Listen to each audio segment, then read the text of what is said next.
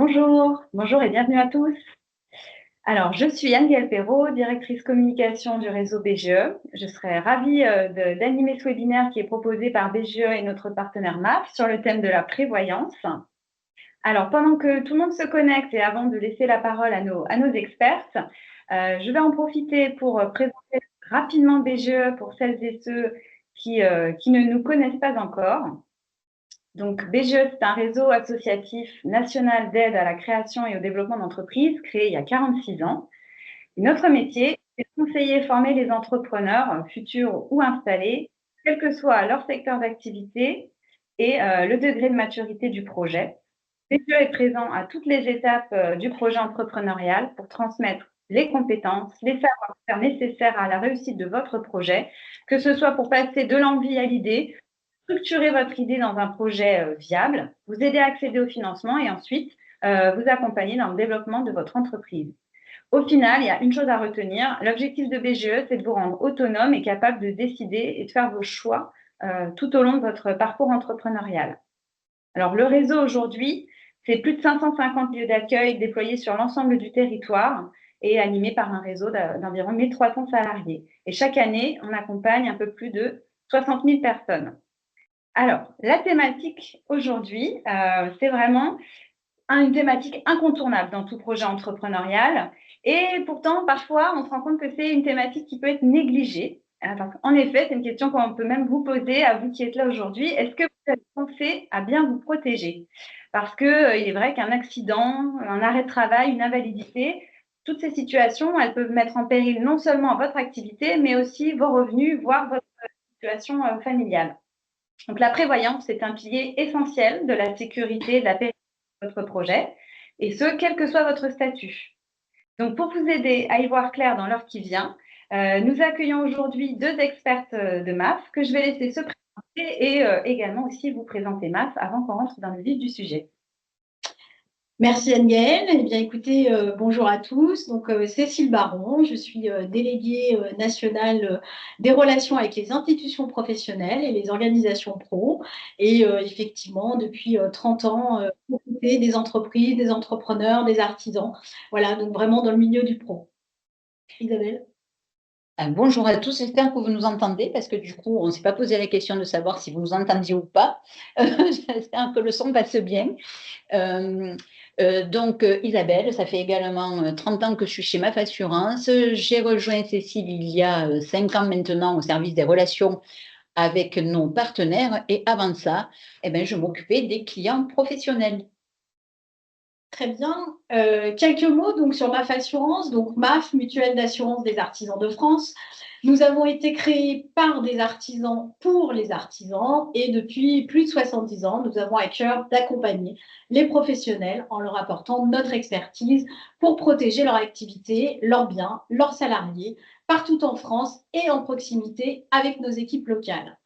Donc aujourd'hui, nous sommes ravis donc effectivement d'animer ce webinaire et donc quelques chiffres au niveau MAF, puisque vous voyez qu'effectivement nous avons plus de 4 millions de véhicules assurés, 2,8 millions d'habitations, 851 000 clients pro et puis également 1,5 million de contrats prévoyance et 811 millions d'euros de collecte d'épargne. Donc vous voyez que le domaine de l'assurance, pour nous, c'est notre métier, notre cœur de métier.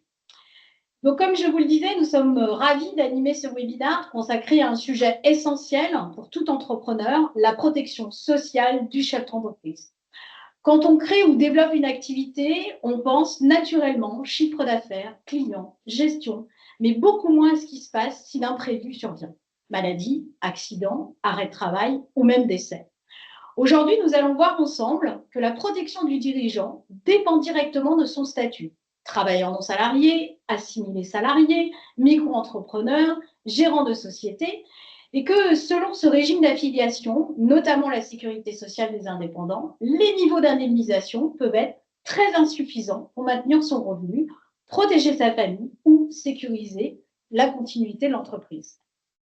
À travers des exemples concrets, différents, nous illustrerons les faiblesses du régime obligatoire, les écarts de couverture entre les statuts et les situations où un entrepreneur peut perdre jusqu'à 50% ou plus de son revenu en cas d'arrêt de travail. Pour être plus précise, nous aborderons uniquement les régimes des artisans commerçants, micro-entrepreneurs et assimilés salariés, car certains régimes, comme celui des professions libérales, professions médicales, ont leurs propres spécificités. Ensuite, nous vous présenterons les solutions qui existent pour combler ces manques. Complémentaire santé, prévoyance, assurance, perte de revenus, assurance accident, assurance décès, garantie homme-clé et dispositifs spécifiques comme la loi Madelin. Enfin, nous terminons par un volet retraite. L'objectif de ce webinaire est simple. Vous l'avez compris, c'est comprendre votre protection actuelle, identifier vos risques et savoir comment construire de véritables solutions adaptées à votre activité, à votre famille, en résumé, en vos vrais besoins. N'hésitez pas à nous poser vos questions tout au long du webinaire. Nous sommes là pour vous accompagner et nous allons donc pouvoir commencer.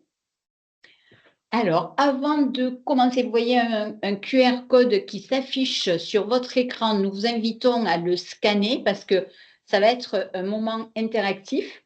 On va vous poser des petites questions et vous allez pouvoir répondre sur vos téléphones aux questions qu'on va vous poser tout au long du webinaire. Si jamais le QR code ne fonctionne pas, vous avez l'adresse qui s'affiche juste à côté et qui sera peut-être disponible dans le chat de conversation. Pour vous y rendre. Donc maintenant, hop, je peux partager. Alors, pendant qu'on charge le BICAS, j'en profite donc pour vous rappeler que vous avez un onglet questions-réponses à votre disposition. Et donc, merci vous pouvez poser toutes vos questions là au long de la présentation et on prendra un temps à la fin du webinaire pour répondre au plus de questions possibles, sachant qu'on se concentrera évidemment sur les questions qui concernent le plus de monde, évidemment. Et le replay, je sais que c'est une question traditionnelle. Le replay vous sera bien mis à disposition à la fin du webinaire. Il sera disponible sur la chaîne YouTube de BGE et il vous sera également envoyé par mail d'ici demain. Très bien, on attaque. Cécile, tu vas nous parler des différents statuts et on commence dès à présent avec une question. Alors, hop, il faut juste que je développe la question ici, voilà, et je vais vous faire démarrer. Attends, il faut que je récupère ma souris, je suis désolée, voilà. Donc, la question, le régime obligatoire, c'est manger pour être plus en forme, je ne sais pas, ou c'est le régime d'assurance maladie dont je dépends en fonction de mon activité. C'est à vous. Hein? On vous laisse répondre. C'est un carton plein, 100% de bonnes réponses. Et oui. Ouais. Donc. Oui, on laisse. Ok, c'est bon, on va passer à la suite. On peut leur laisser un peu de temps. Ah oui, effectivement, Isabelle. Alors, tous les chefs d'entreprise ne sont pas des travailleurs non salariés. Le statut social du dirigeant dépend du type d'entreprise et de la place qu'il occupe dans cette entreprise. D'un côté, l'entreprise individuelle, c'est le cas le plus simple, l'entrepreneur individuel, la micro-entreprise. Ici, le dirigeant est toujours TNS. De l'autre côté, les sociétés. Une société peut avoir plusieurs formes, SARL, SAS, SASU, SNC, mais le statut du dirigeant change selon sa fonction et parfois sa part du capital. Gérant de SARL majoritaire, nous sommes sous un régime de travailleurs non salariés, et nous avons minoritaire ou égalitaire, assimilé salariés. Sur les présidents de SASU ou de SAS, nous sommes effectivement sur un assimilé salarié, quelle que soit sa part du capital, et sur un associé de SNC, le travailleur non salarié. Nouvelle question. Alors, en tant que travailleur non salarié, quel est votre régime obligatoire? On vous laisse quelques secondes pour répondre. C'est bien, on voit en direct ce qui se passe. Alors, effectivement, ça se dessine pas mal. En tant que travailleur non salarié, oui, on est au régime général, sécurité sociale des indépendants. Effectivement. On va continuer par une deuxième question. Vas-y. Et si je suis assimilé salarié, quel sera mon régime obligatoire? Donc, régime général sécurité sociale ou régime général sécurité sociale des indépendants. C'est bien, hein?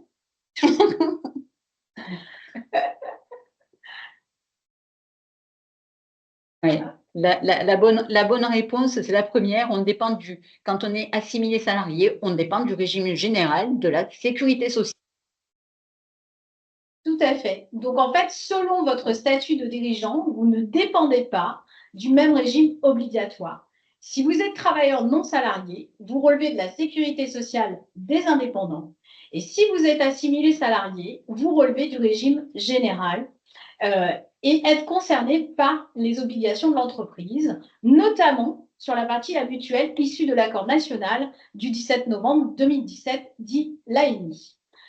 Isabelle? Oui. Je vais te laisser développer les besoins des statuts, donc du statut des travailleurs non salariés. Ok, très bien. Alors, hop, on commence aussi par une petite question. Donc, si je suis travailleur non salarié, artisan, commerçant ou assimilé salarié, d'après vous, quels sont les contrats complémentaires que vous pouvez souscrire pour vous protéger? On vous laisse écrire ce à quoi vous pensez. Allez-y.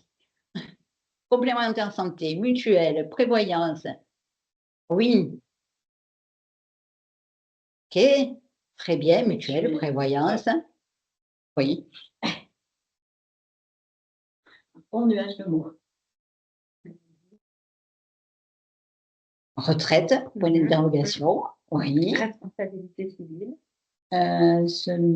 Responsabilité civile, ça va être autre chose. Oh, ok. On va s'arrêter là, mais effectivement, merci pour votre participation. Voyez, pour compléter, pour la protection du chef d'entreprise, pour compléter ce que va verser le régime obligatoire, on peut bénéficier d'une complémentaire maladie, d'une prévoyance complémentaire. Ce qu'on entend par prévoyance, on va dire que ça va être des indemnités journalières pour avoir un complément de revenu, d'une retraite complémentaire. Quelqu'un l'avait cité tout à l'heure. Donc, c'est très bien. Et effectivement, quand on est travailleur non salarié, la loi Madeleine va permettre de déduire les cotisations affectées à ces contrats avec un certain plafond de son revenu imposable. C'est valable pour les artisans, commerçants. Ce n'est pas valable quand on a le statut de micro-entrepreneur. Attention, dans ce cas-là, on ne va pas pouvoir déduire les cotisations au titre de la loi Madeleine. Prochaine question. Là, on va rentrer dans un peu plus le détail. Quel est le montant, d'après vous, des indemnités journalières que vous pourriez percevoir en tant que travailleur non salarié par votre régime obligatoire si vous gagnez 1 500 € par mois? Allez-y, d'après vous, qu'est-ce que vous percevriez? Petit calcul rapide. Ok. Ah, ça bouge, ça bouge, ça bouge. Donc, on va se dire que la bonne réponse, c'est effectivement la première. On est autour de 50% de son revenu quand on est en arrêt. Pour aller plus dans le détail, voilà, vous vous blessez accidentellement, vous tombez malade, qu'est-ce qui est prévu? On est toujours sur le régime obligatoire. Voilà. Donc, le SSI, Sécurité sociale des indépendants, vous fait bénéficier d'une prévoyance de base. Alors, vous allez bénéficier d'indemnités journalières en cas de maladie ou d'accident et leur montant correspond à 1/730e du revenu professionnel annuel moyenne des 3 dernières années. Pour faire simple, très simple, si vous voulez avoir une idée très rapide, vous tablez sur environ 50%, même si le calcul est plus précis quand on utilise les chiffres que vous avez sur le Power.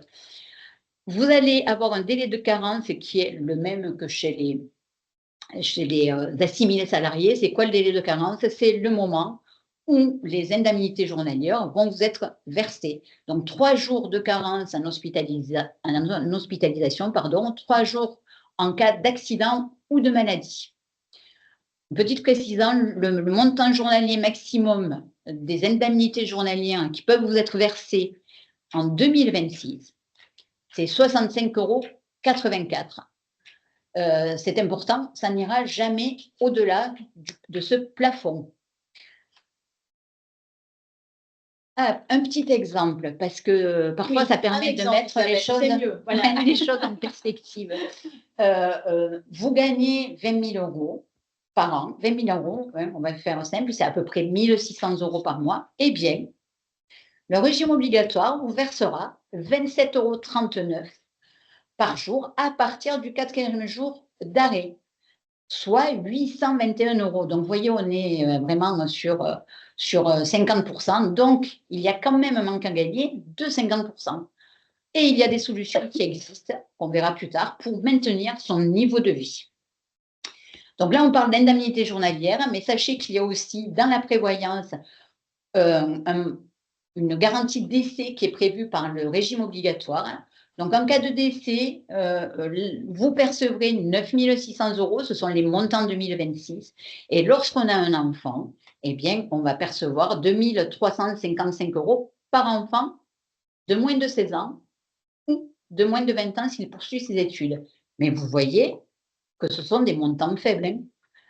Donc là aussi, on anticipe pour prévoir des choses qui vont venir compléter ce que propose le régime obligatoire. Une question spécifique pour les micro-entrepreneurs, parce qu'on n'est pas tout à fait sur la même chose qu'un travailleur non salarié qui n'a pas ce régime-là. Est-ce que vous pensez qu'un micro-entrepreneur peut bénéficier automatiquement des indemnités journalières?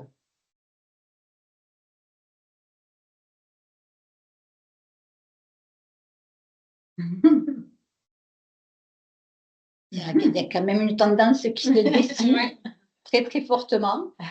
Donc, on va effectivement vous détailler la réponse tout à l'heure, mais on ne verse pas, le régime obligatoire ne versera pas automatiquement des indemnités journalières. Et pour rester sur les micro-entrepreneurs, d'après vous, quel est le montant minimum, quand même, des indemnités qui seraient perçues pour un mois d'arrêt pour un micro-entrepreneur? 190 €, 500 €, 730 €. Ah, là, c'est très, c'est beaucoup plus partagé. Mais on a aussi une tendance qui se dessine, quoique. Ouais, c'est. Alors, effectivement, la bonne réponse, c'est la première, hein. Le montant minimum, c'est 190 €. Et donc, je vous disais tout à l'heure qu'il y avait des conditions pour que le micro-entrepreneur puisse bénéficier d'une indemnité journalière. Il doit être évidemment artisan ou commerçant, affilié à la sécurité sociale des indépendants depuis au moins 1 an. Et le revenu annuel moyen qu'il doit avoir doit être supérieur ou égal à 4 582 € sur une année. Si son revenu annuel moyen est inférieur à ce montant, attention, aucune indemnité journalière ne sera versée. Et donc, c'est ce qu'on disait tout à l'heure sur la deuxième question. Les indemnités journalières versées par le régime obligatoire, voilà, elles couvrent au maximum 50% du revenu annuel moyen. Elles ne peuvent pas excéder 65,84 € comme pour les TNS, mais le montant minimum peut aller à 6,276 € par jour, soit 190 € par mois. Donc, c'est très, très, très, très faible. Cécile, tu nous en dis plus sur les dirigeants assimilés salariés? Eh bien oui, Isabelle. Alors, petite question, en tant que dirigeant assimilé salarié, quel pourcentage de mon revenu vais-je percevoir en arrêt de travail par le régime obligatoire? Ça répond très vite, hein, Ouais, ça fuse.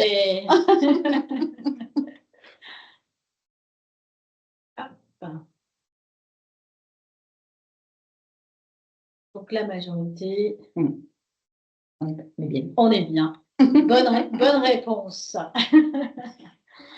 Donc effectivement, la protection sociale minimale dont bénéficient les dirigeants assimilés salariés en cas d'arrêt de travail, maladie ou accident, se compose comme suit. Les dirigeants assimilés salariés reçoivent des indemnités journalières du régime général comme tous les salariés.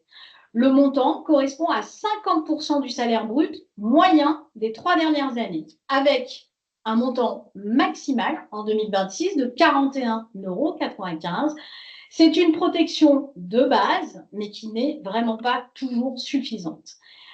Avant de toucher les indemnités, il faut attendre 3 jours en cas d'hospitalisation, d'accident, de maladie. C'est ce qu'on appelle le délai de carence. Ça veut dire que pendant 3 jours, on a 0 €.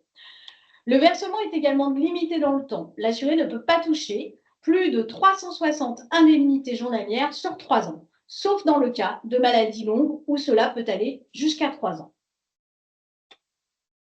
Hop, excuse-moi. Non, mais je vois que Isabelle, tu suis. Alors, le dirigeant cadre assimilé salarié bénéficie d'une protection obligatoire, mais cette protection, comme on le dit, est très limitée. Depuis l'accord national du 17 novembre 2017, toutes les entreprises doivent souscrire une prévoyance pour leurs cadres et assimilés cadres.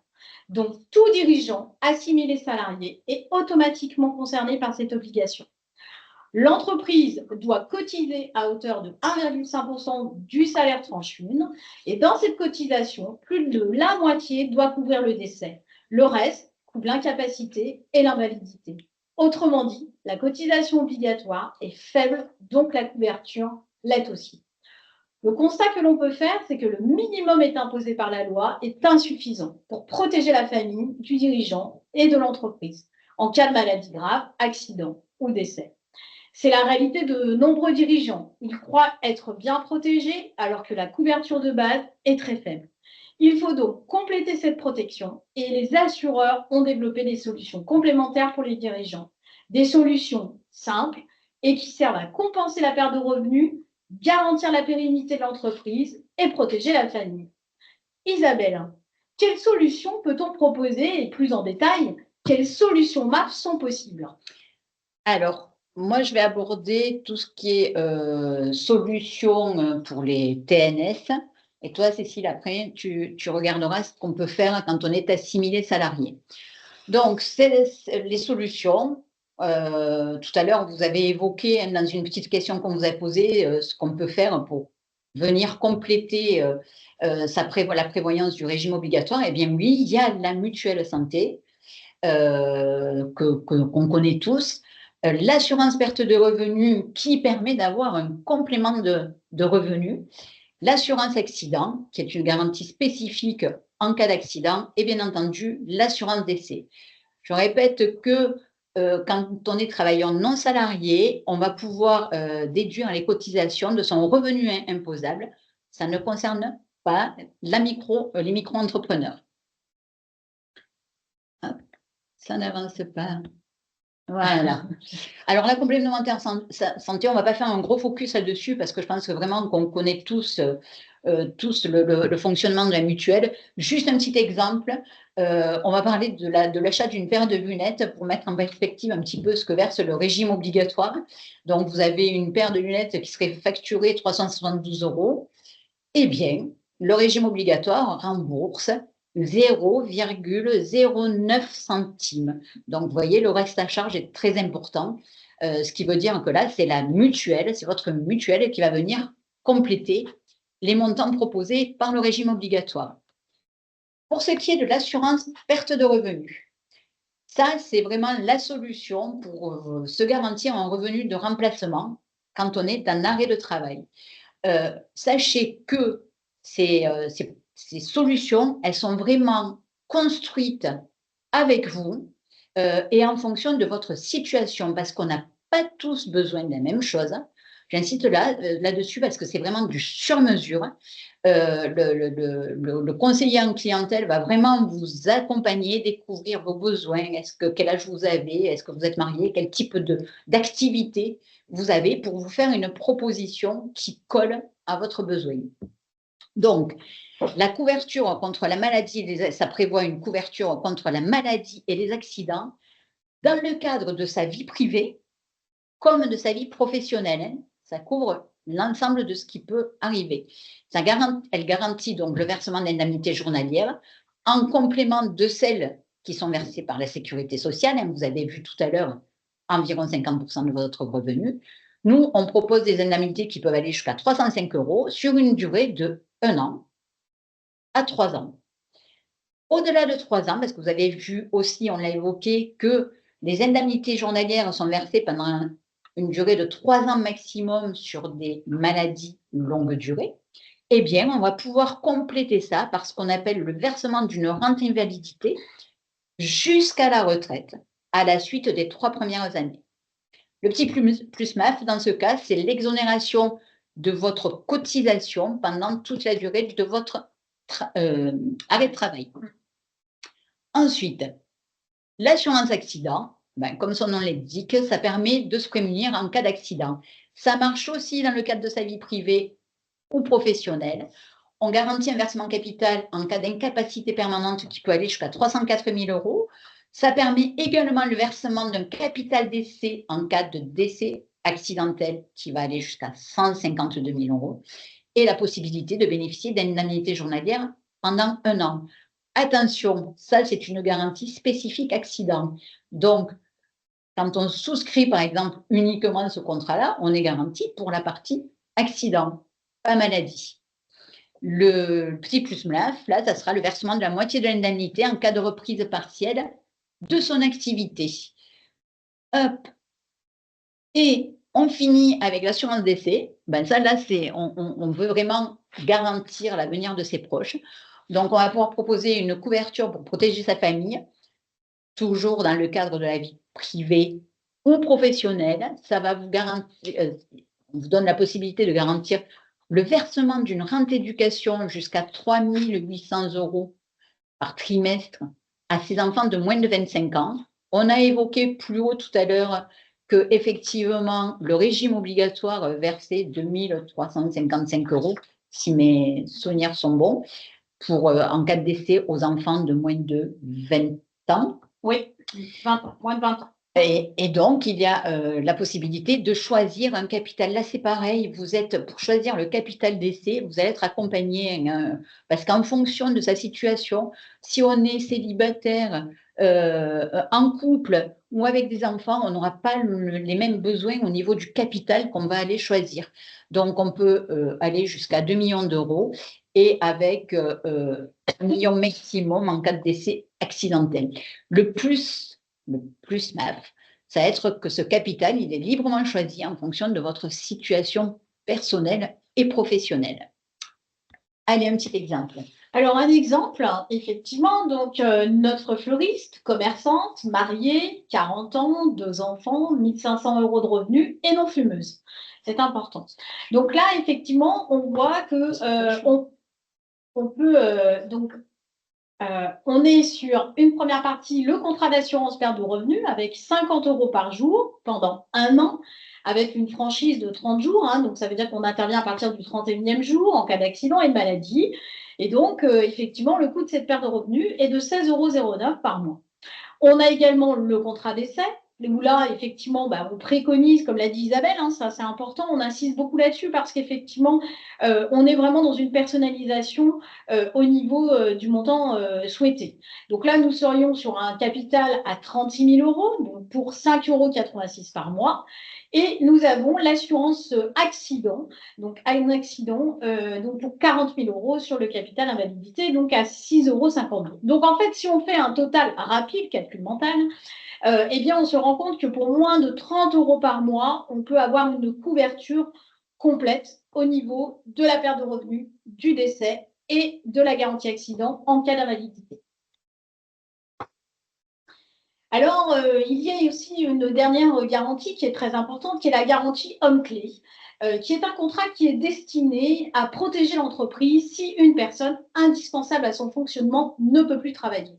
C'est une assurance que l'entreprise souscrit elle-même. Elle sert à compenser les pertes financières si une personne essentielle décède, devient invalide ou est arrêtée temporairement suite à un accident ou à la maladie. Si l'homme clé n'est plus là, l'entreprise peut continuer à fonctionner grâce à cette couverture. Cette assurance permet vraiment d'aider l'entreprise à se réorganiser, recruter ou former quelqu'un, absorber les pertes. C'est éviter une mise en difficulté, elle protège en fait la continuité de l'activité. Alors, cette solution homme-clé, elle se compose de 2 garanties que l'on peut prendre ensemble. ou séparément l'assurance décès, qui verse un capital à l'entreprise, et ou l'assurance perte de revenus, qui, elle, indemnise l'entreprise en cas d'arrêt de travail ou d'invalidité de l'homme pris. C'est donc une vraie sécurité pour la continuité de l'entreprise. Alors, souvent, cette question nous est posée. Quand j'étais salarié, je bénéficiais d'une bonne complémentaire maladie collective. Comment faire pour en bénéficier à nouveau? Eh bien, dans beaucoup de conventions collectives, l'employeur est obligé de mettre en place une prévoyance pour tous les salariés, y compris les assimilés salariés. C'est un contrat collectif obligatoire, cofinancé par l'entreprise et qui doit respecter les garanties minimales prévues pour la convention. Donc là, on le voit, encore une fois, hein, en termes de prévoyance. Donc, on a ces 4 points clés. Donc, comme je vous le disais, c'est un contrat qui est obligatoire, collectif. L'employeur doit participer. Hein, il a une obligation, effectivement, de prise en charge de la cotisation.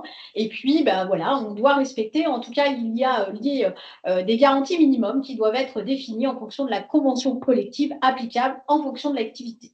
Et là, on est aussi également sur un formalisme obligatoire, hein, puisque ce contrat doit être formalisé au sein de l'entreprise. Hop, on enchaîne. Alors, on arrive effectivement eh bien, à la partie retraite, hein, puisque on le voit, hein, si nous sommes toujours là, et on l'espère en tout cas, c'est de se dire aujourd'hui comment pouvoir profiter de la suite. Eh bien, comment je peux compléter ma retraite? C'est une bonne question.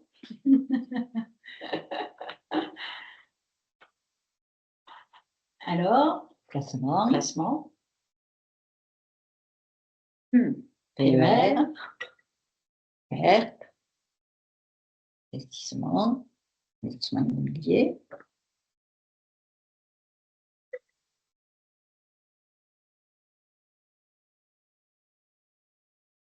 Assurance vie. Assurance vie. Ah oui. On est sur, effectivement, on est sur une bonne base. Une bonne base.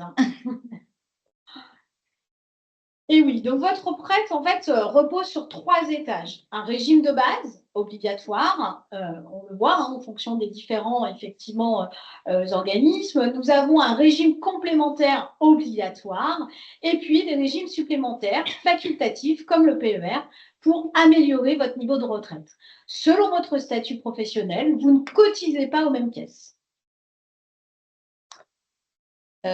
Juste, vous avez manifesté un certain nombre de choses là tout à l'heure. On n'a pas répondu, mais effectivement, vous avez raison. Hein, dans la plupart des cas, effectivement, il y a tout ce que vous avez évoqué, c'est possible.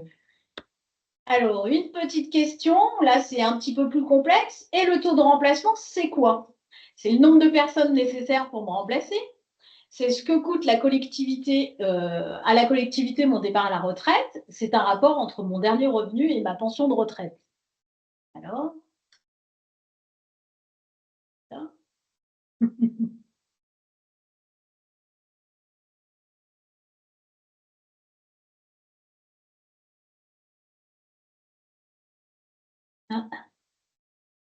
On est pas mal, on est pas mal. On est pas mal.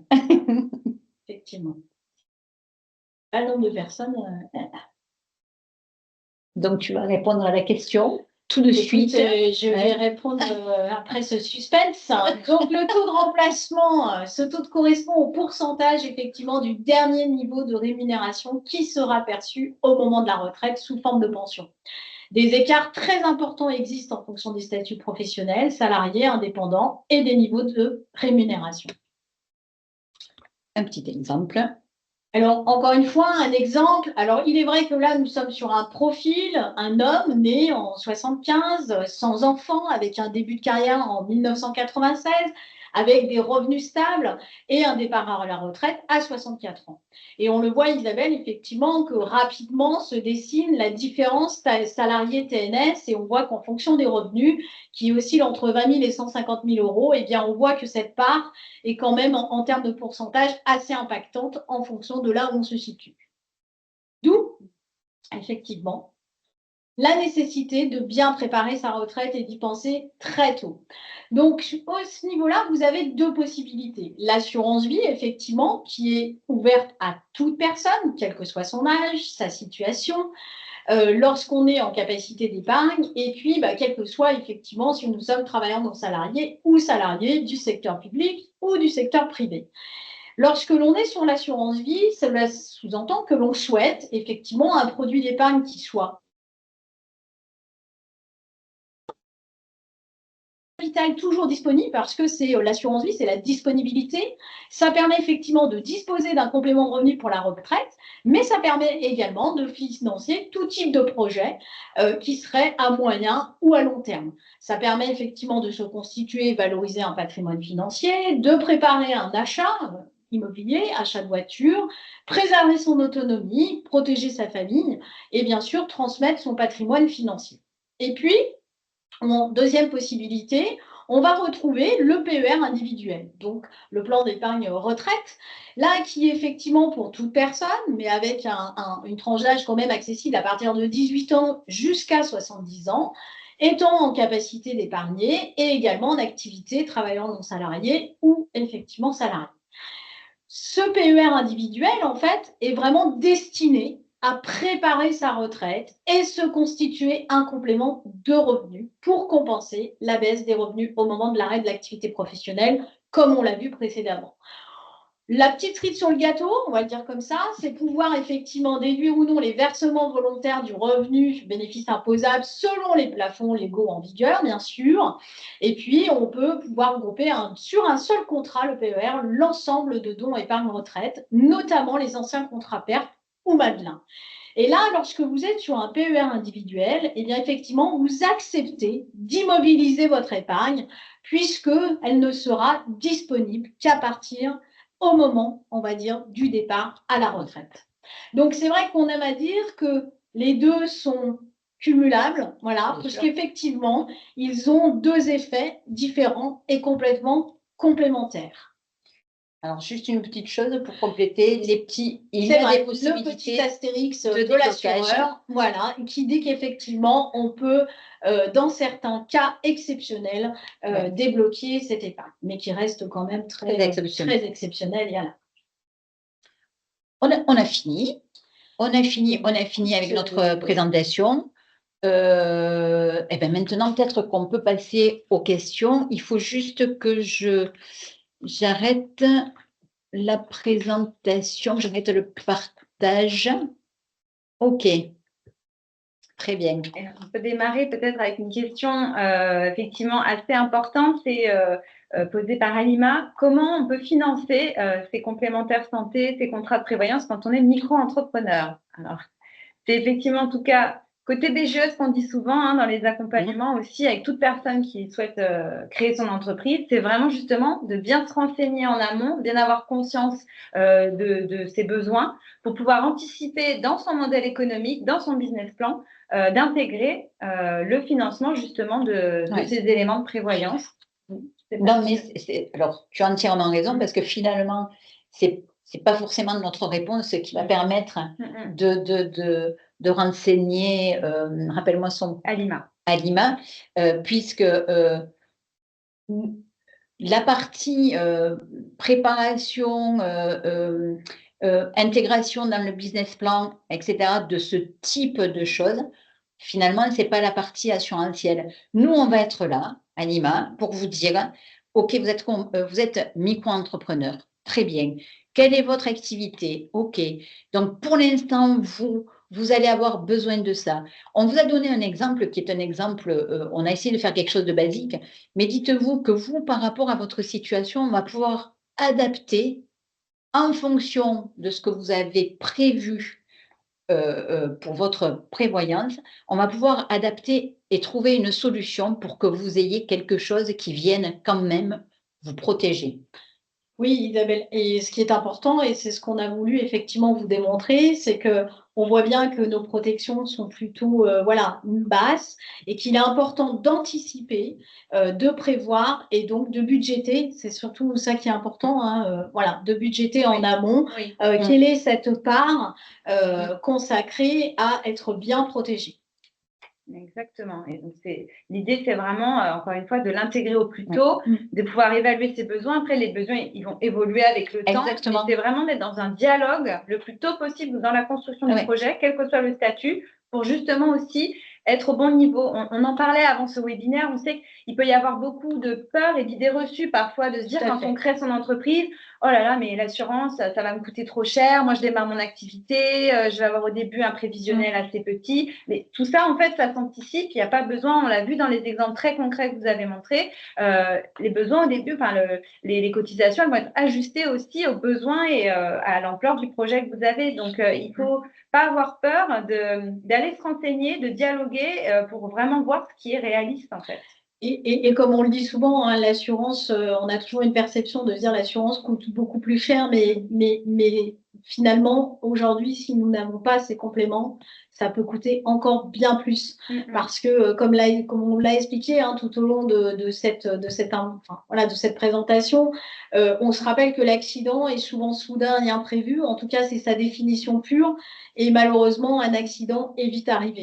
Voilà. Donc, et ça, c'est vraiment important, surtout lorsqu'on est entrepreneur, lorsqu'on a investi, lorsqu'on s'est investi personnellement, lorsqu'on investit aussi financièrement, c'est capital de bien penser à cela et le plus tôt possible. Et encore une fois, l'objectif, c'est vraiment de personnaliser quelque chose qui soit adapté et qui vient, comme tu l'as dit, Anne-Gaëlle, ne pas charger ou surcharger, en tout cas, le côté financier, bien sûr, et budget. On sait que c'est important et vous l'avez vu à travers l'exemple qu'on a donné, à moins de 30 € par mois, on peut déjà avoir quelque chose. Donc, arrêtons ces idées reçues de se dire l'assurance, voilà, c'est un coût, mais vraiment, la personnalisation, il y a des solutions qui existent pour démarrer et ensuite adapter au fil de l'évolution de votre entreprise et de vos évolutions internes.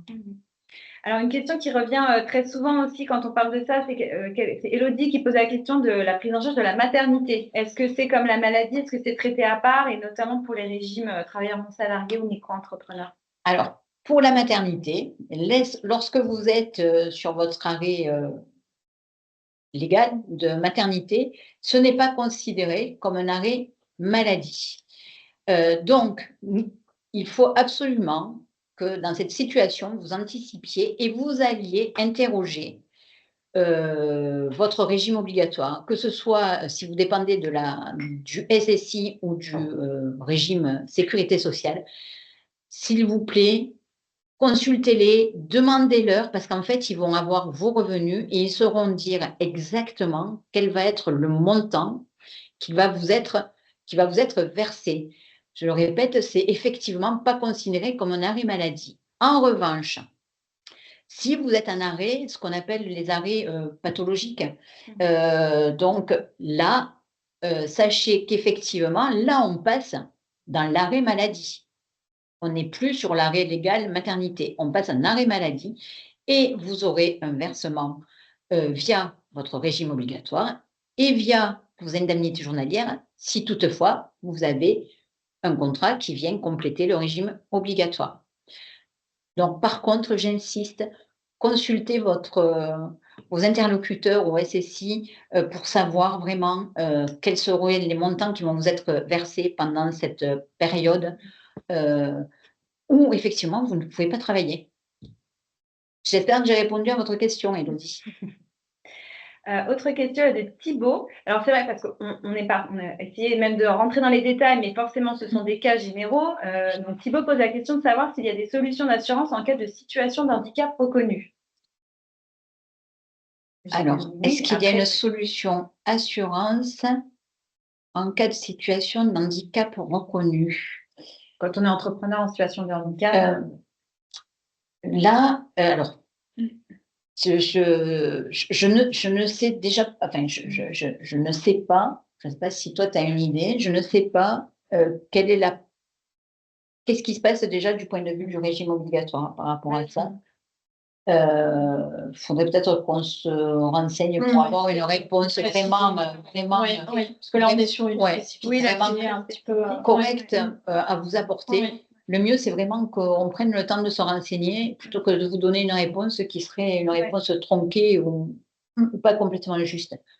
Donc ça, si jamais on a les coordonnées, Voilà. On pourra toujours pour toujours regarder. Il y a une petite question, Anne-Gaëlle, que je vois parce que on va sur les professions libérales. Oui, voilà. Parce que je pense que là, effectivement. Donc, Marion nous dit, donc dans ces cas-là, il n'y a pas d'indemnité pour les travailleurs non salariés en profession libérale. Je ne suis pas sûre d'avoir compris. Non, en fait, il y a bien sûr des indemnités journalières pour les professions libérales, sauf que les professions libérales dépendent de régimes spécifiques.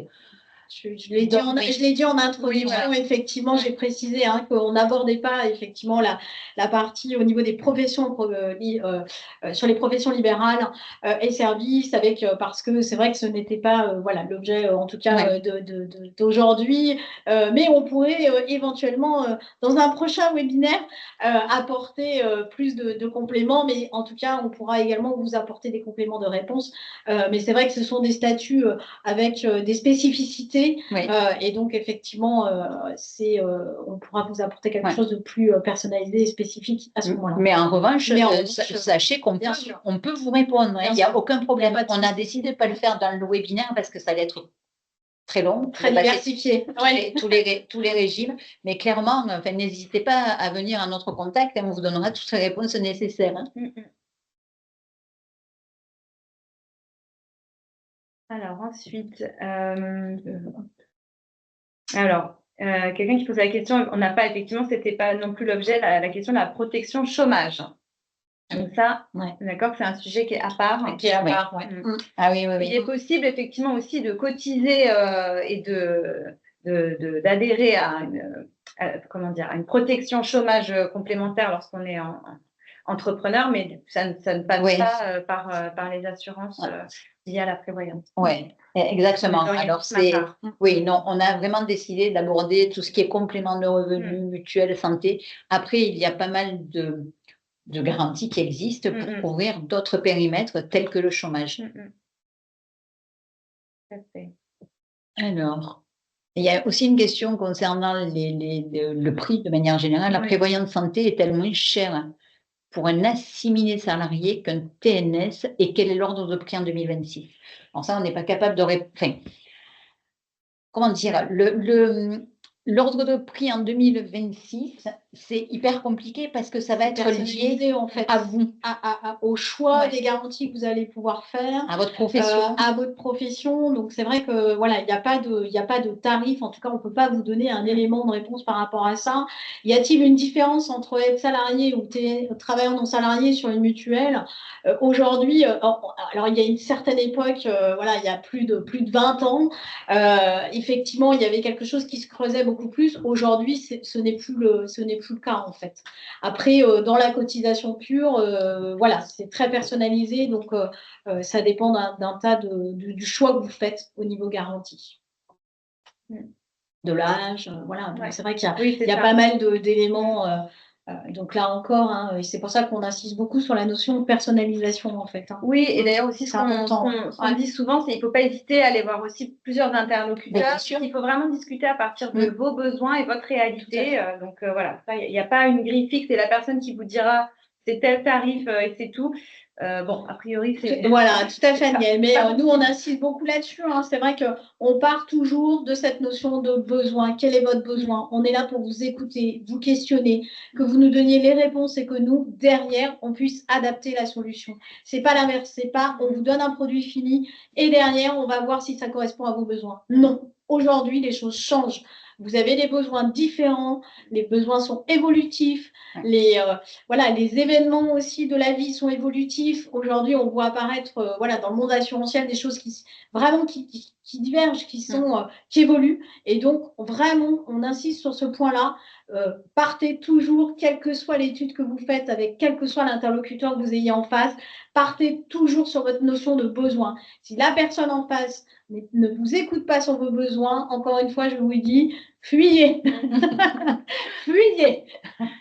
Et on a une question intéressante, mais qui a été posée dans la conversation, donc on l'a récupérée. Quelqu'un qui nous demande quelles sont les erreurs les plus fréquentes faites en matière de prévoyance par les entrepreneurs dans les échanges que vous pouvez avoir avec les entrepreneurs. Alors, souvent, en amont, ils ne prennent pas la mesure en fait de ce qui peut se passer et de aujourd'hui dans quelle situation ils peuvent se retrouver si effectivement, comme on l'a dit, ils n'ont pas anticipé cette partie-là. Donc c'est vrai que ça c'est plutôt, on va dire, voilà, vraiment ce point d'attention sur lequel on insiste et voilà, de ne pas être dans des croyances vraiment de se dire c'est cher, les assureurs nous prennent des choses qui ne nous servent pas. Oui, alors j'aime toujours à le dire, hein, l'assurance c'est le risque aléatoire. Donc en fait, voilà, sinon l'assurance ne peut pas exister, c'est le risque est certain malheureusement.